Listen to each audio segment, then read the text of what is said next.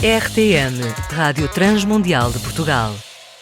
A RTM apresenta Parar para Pensar. Temas atuais com uma perspectiva bíblica. Todas as semanas com Francisco Saccoenda Doido. Senhor, a ti clamo, dá-te pressa em acudir-me. Inclina os ouvidos à minha voz quando a ti clamo. Suba à tua presença a minha oração como incenso e seja o erguer das minhas mãos como oferenda vespertina. Minhas irmãs e meus irmãos, muito bom dia, muito boa tarde, muito boa noite, conforme ouvir esta meditação. Daqui, outra vez, seu irmão e amigo Francisco Doido, a partir de isso mesmo, Icoluibengo, Catete. Vamos orar. Maravilhoso Senhor dos céus e da terra, estamos outra vez aqui reunidos digitalmente em Tua presença para podermos refletir em torno da Sua palavra. Fique conosco, oriente-nos, permita que o Teu Espírito da verdade nos conduza a toda a verdade. Em nome de Jesus. Amém. O texto que nos é sugerido pelo lecionário, achado na carta de Paulo aos Colossenses, capítulo 3, versículos 18 a 20, e o tema é que no lar cristão deve reinar o amor. Está escrito assim: Esposas, sede submissas ao próprio marido como convém ao Senhor. Maridos, amai vossa esposa e não a trateis com amargura. Filhos, em tudo obedecei a vossos pais, pois fazê-lo é grato diante de Deus. Palavra do Senhor. A carta aos Colossenses é o maior compêndio cristológico de que se tem memória na literatura do Novo Testamento. Nesta carta, Paulo levanta a bandeira da pessoa de Cristo diante da grande acusação dos gnósticos que estavam a duvidar da condição humana de Cristo. Ou seja, os gnósticos, dentre muitas coisas, estavam a duvidar se era possível haver a correta coabitação entre duas naturezas numa só pessoa, plenamente Deus, plenamente homem, sem que uma anule a outra ou altere a manifestação da outra. Então Paulo escreve esta epístola aos Colossenses e então nela ele, de forma muito clara, profunda, eu diria até escancarada, revela a condição e a posição que Cristo ocupa, a superioridade de Cristo com relação à criação, a superioridade de Cristo com relação às festas, aos sábados, às luas novas, a superioridade de Cristo com relação a toda e qualquer forma de religião.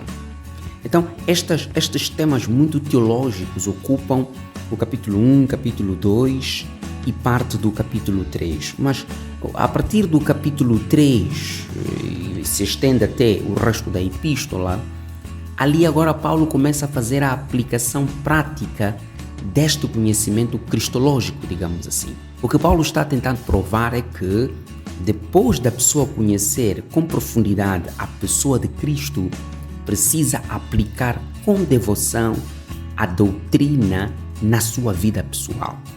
É assim que praticamente todas as epístolas de Paulo são o binômio entre indicativo e imperativo. Ou seja, primeiro se apresenta uma teologia e depois somos convidados a praticar esta teologia no nosso viver diário. É assim que este capítulo 3, versículo 12 e versículos 18 e 20 ou a 20, começa por apresentar-nos como uma mulher e um marido e os filhos aplicarão na vida prática do lar a consciência da superioridade de Cristo. Paulo não está dando conselhos morais, que nós não estamos em presença daquilo que se costuma chamar de a igreja será reserva moral e temos que moralizar a sociedade. Não. O que Paulo está a dizer é que depois do banho teológico que ele deu nos capítulos anteriores, então Paulo convida os seus leitores a partirem dos rudimentos teológicos que receberam e colocar isto na prática.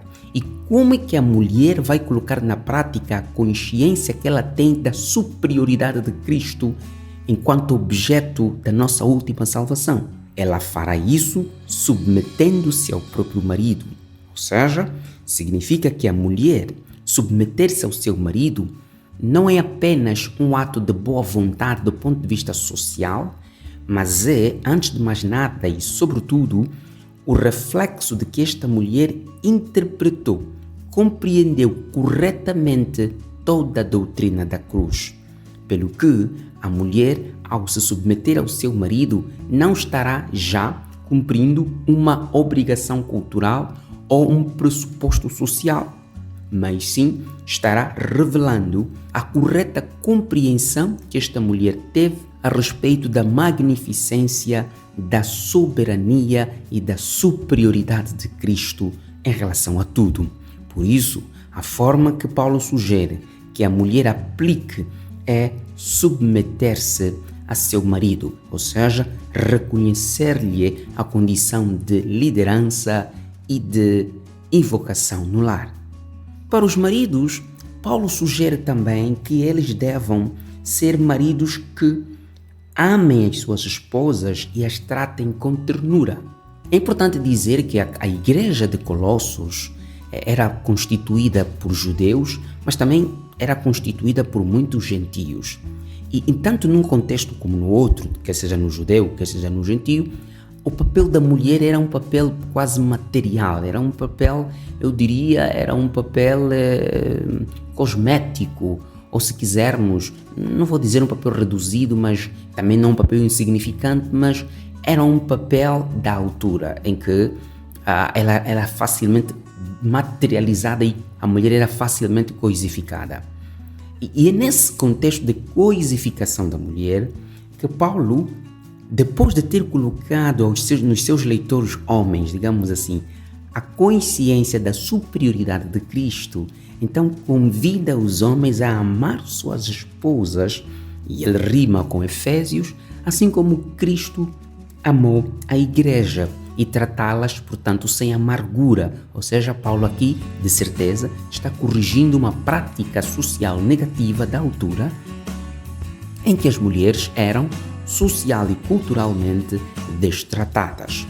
Para lá de todo o feminismo, para lá de todo o ataque do liberalismo que diz que a Bíblia e a Igreja são a favor do machismo ao obrigar as mulheres a se submeterem, mas eu pessoalmente, enquanto estudante da Bíblia, eu não conheço nenhum livro, para além da Bíblia, que enaltece melhor a posição da mulher que não seja a própria Bíblia.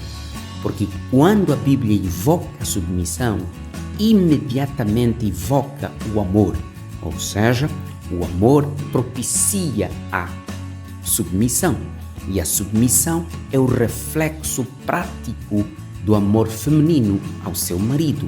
Amor é decisão, submissão é resposta. A resposta pode ser condicionada se o amor não for verdadeiro. Neste sentido, o peso da história está no lado do homem, porque afinal é mais difícil amar do que submeter-se. Eu posso fingir submeter-me, mas não posso fingir que estou amando. Então, Deus está usando essa escritura para nos convencer de que em nossas casas, em nosso convívio com os nossos filhos, Deus espera que a consciência superior que nós temos a respeito da pessoa de Cristo, isso nos convide a sujeitarmos-nos a nossos esposos, no caso das mulheres, a amar nossas mulheres, no caso dos maridos, e os filhos a se submeterem aos seus pais em obediência. Eu termino dizendo que eu acho que a palavra-chave destes dois versículos é submissão. As mulheres se submetem submetendo-se, os homens se submetem amando e os filhos se submetem obedecendo. E tanto o pai como a mãe e os filhos, ao fazerem tudo isso, estão se submetendo à consciência, à profundidade e à altura da soberania de Cristo na salvação e no viver diário. É perca de tempo tentar convencer as mulheres a se submeterem a seus maridos se elas não compreendem o valor e a profundidade da pessoa de Cristo nas suas vidas. É uma loucura fadada ao fracasso convidar os homens a amar suas mulheres se eles não antes amam a Cristo. É uma candidatura à esplêndida loucura convidar adolescentes, crianças e jovens a obedecerem seus pais se antes eles não reconhecerem a superioridade de Cristo na criação, na salvação e na redenção. Fique com a bênção de Deus. Um abraço. Estamos juntos. Apresentamos Parar para Pensar, um programa semanal com Francisco Sacoenda Doido. Este conteúdo está disponível nas principais plataformas digitais. RTM. Conhece todos os nossos programas em rtmportugal.org. Uma produção da Rádio Transmundial de Portugal.